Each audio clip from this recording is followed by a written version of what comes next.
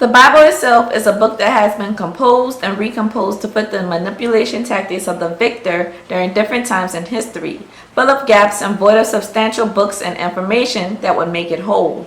This is not an attack on Christianity, however, because the truth is, none of the major religions of the old, as they are presented to us today, are 100% truth, nor are they 100% lies. And the real information is found somewhere in between, alongside in stone and in many other ancient texts and oral histories that coincide with each other, allowing us to try to connect the dots. The problem with religion is that it often demonizes everything that is not included within it. Religion is dogmatic, meaning it has set foundations of principles that are incontrovertibly true no matter what. What it says is law, no ifs, ands, or buts about it, no matter what. To question religion often causes you to be side-eyed and automatically called a heretic or evil.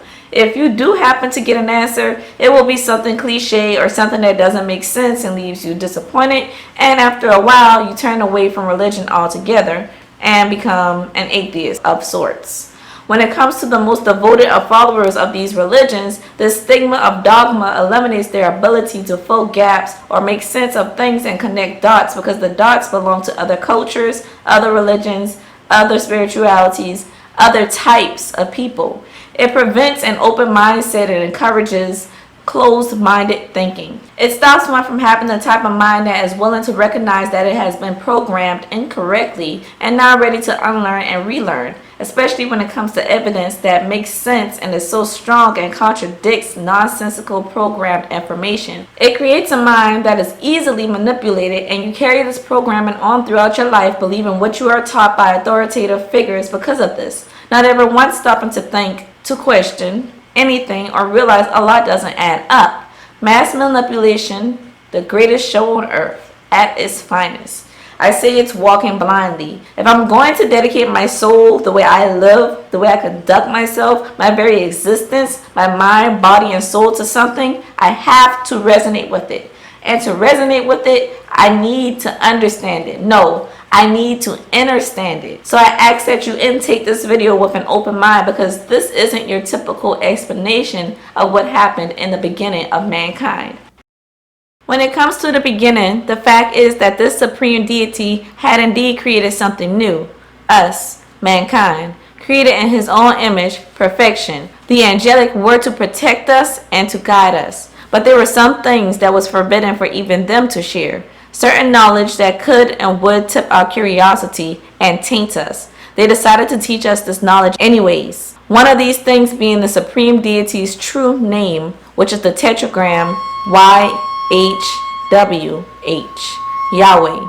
They taught us knowledge. Together, these angels taught us civilization. Shemjaza, their leader, taught the casting of spells and root cuttings, which is medicines, botany, somatics, and sorcery. Amaros taught counterspells, or the release from spells. Barakijo taught astrology. Kokabel taught the constellations, portents, prophecies, and omens. He taught astronomy and cosmology.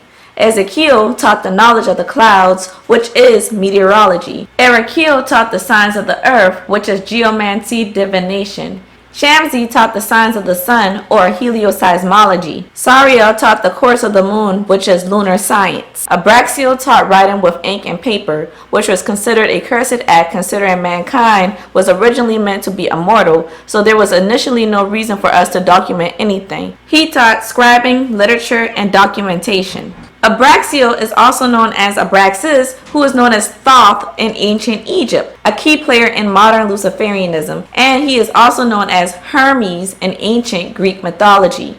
Azazel taught mankind to make swords, knives, shields, breastplates, the manipulation of metals and how to work them. For us women, he provided the knowledge of the art of beauty, desire, lust, the art of creating jewelry from such metals and precious gems found in the earth, and the use of colorings and dyes. He taught us vanity, cosmetology, the art of war, the art of seduction and seductive ornamentation, metallurgy, and alchemy. Azazel was a chief of chiefs, and therefore he was Shemjaza and the other previously named chiefs superior. There were 20 in all. Azazel is also, and is more infamously called the Great Serpent, Venus, the Morning Star, Lucifer, Prince Mastema, Prince of the Air, the Devil, Satan. In Enoch 10, Azazel was actually imprisoned by the Archangel Raphael, where it says, "Bind Azazel hand and foot and cast him into the darkness and split open the desert which is in Dudael, and cast him in and fill the hole by covering him with rough and jagged rocks,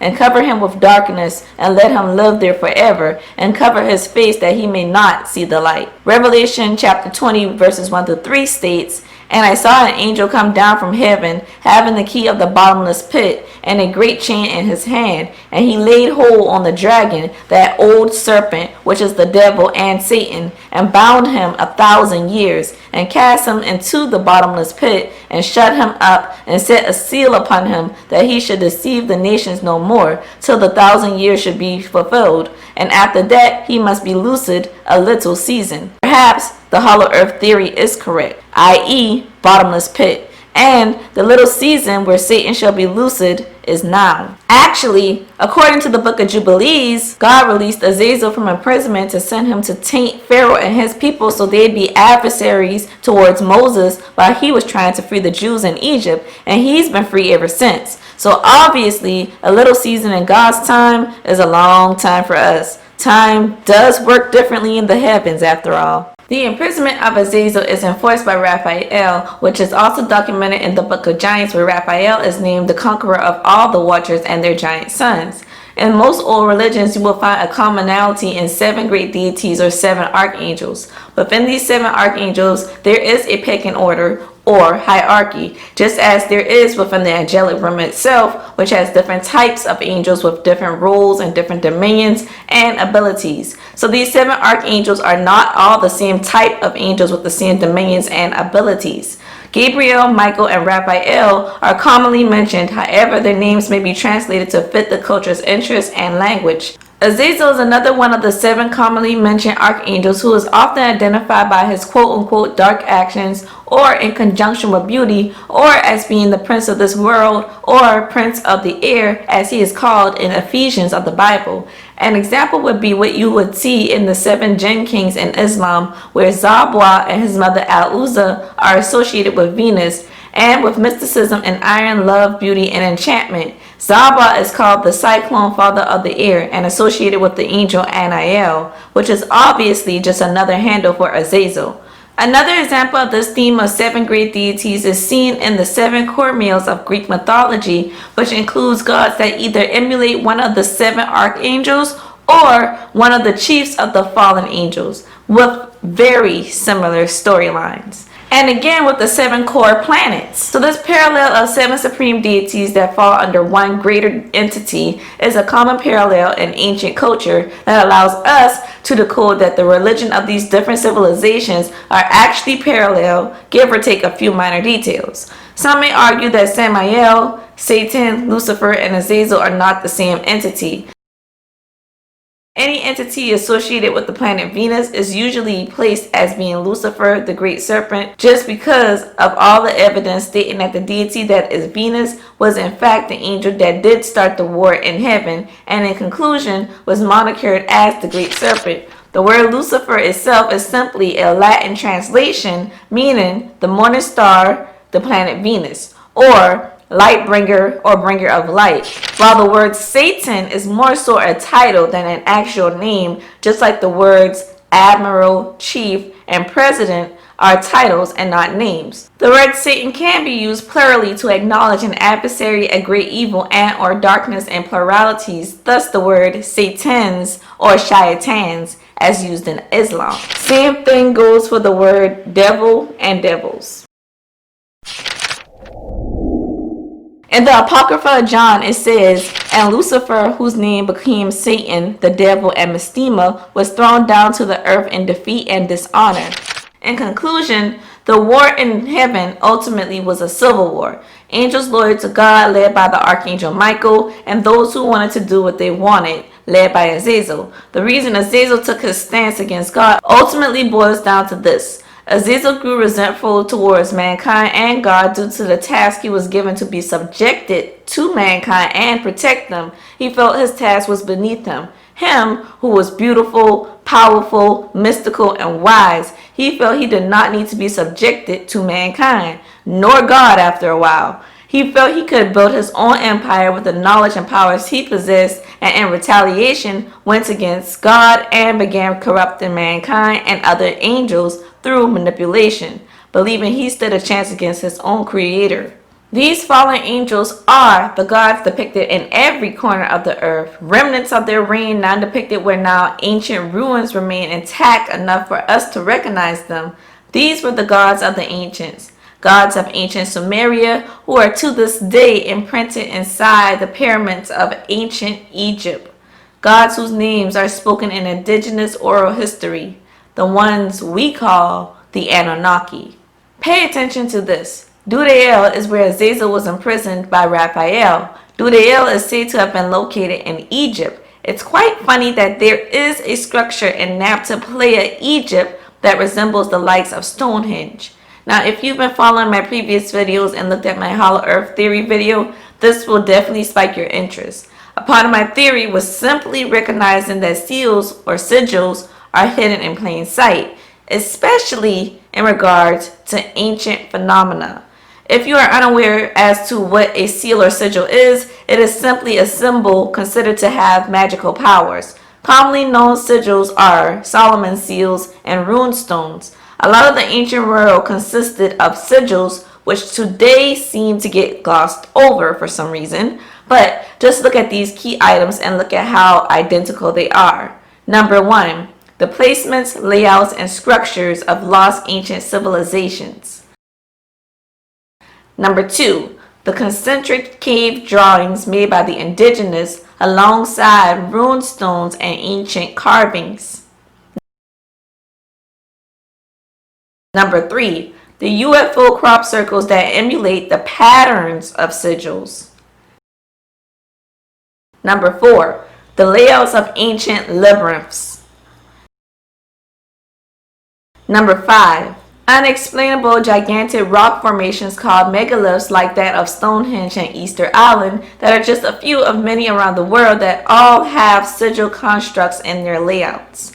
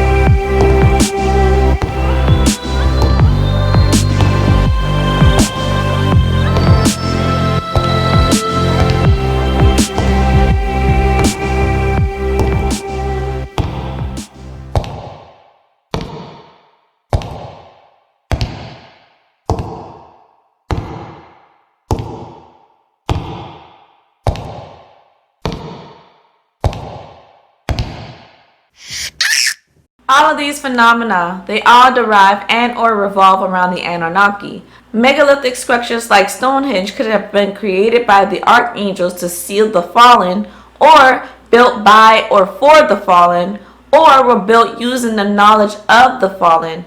Mankind averaged 90 feet tall, while giants averaged 4,500 feet tall, according to the Book of Enoch. Moving these stones for them would not have been complicated. To form a sigil from huge rocks would have been an easy task. The Anunnaki are now called aliens, but it's not hard to connect them to being inner Earthians or Agarthians. Wait a minute. First of all, you're not going to speed past that like you didn't just say what you just said.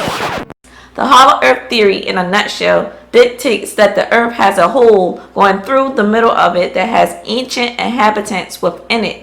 A hole going straight through the Earth's center through and through would be considered a bottomless pit. This theory is supported by a lot of factors, such as the following. Number 1, Satellite images of small holes in Antarctica seen from space. Number 2. By evidence proven that Antarctica was once covered in jungle. Number 3. The many indigenous tribes that state their origins as their ancestors coming from inside the earth. Number 4.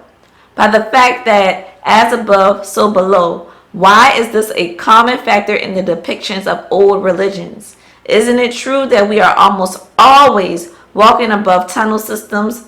What about the mystery of all the unexplored caves our homes around the world are built upon? Number 5. The fact that almost every religion talks about an inner earth realm, rather it be hell, Kuzimu, the netherworld, the underworld, the other world, Tartarus, Patala, Naraka, etc. Almost all religions, especially of the old, refer to a subterranean world.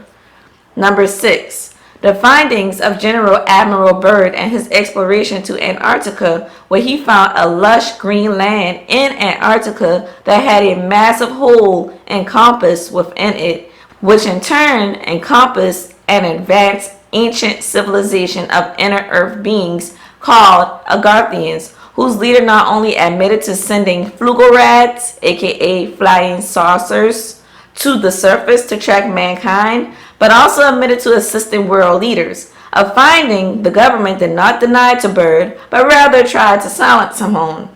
No, let me explain something to you. Listen, that's not... Get your shit together.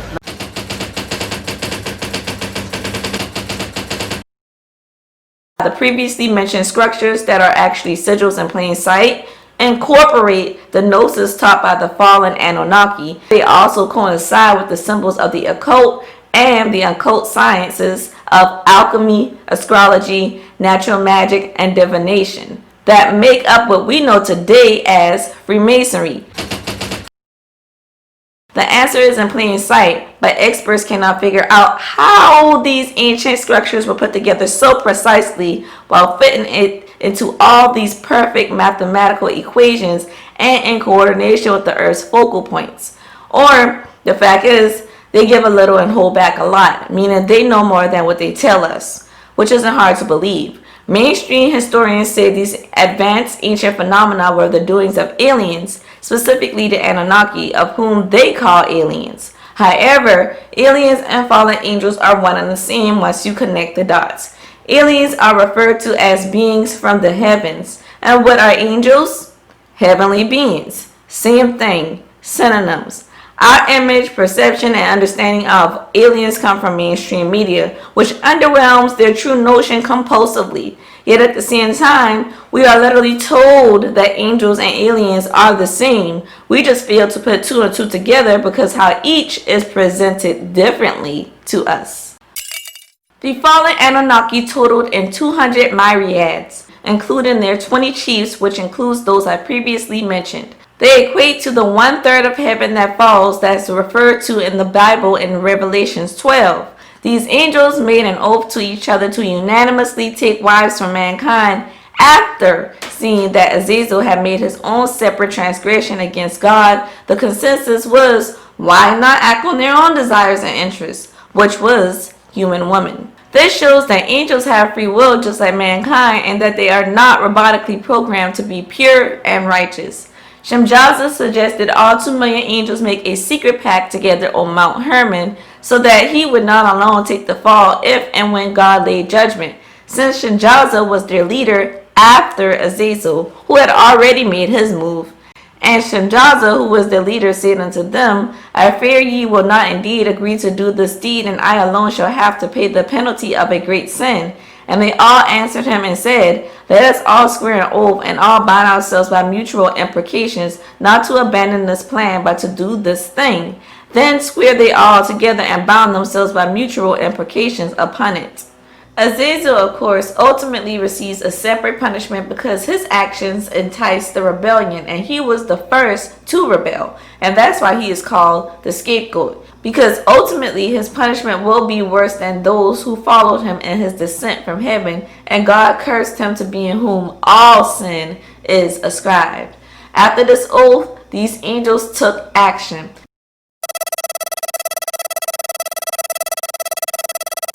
more discussions of conspiracy theories or odd and unusual things that happen on this planet or in outer space or anywhere, please like, comment, and subscribe. I will not let you down. Also, what are some conspiracy theories you would like for me to talk about? Because I've heard a lot, but obviously I haven't heard them all. Please comment down below and let me know.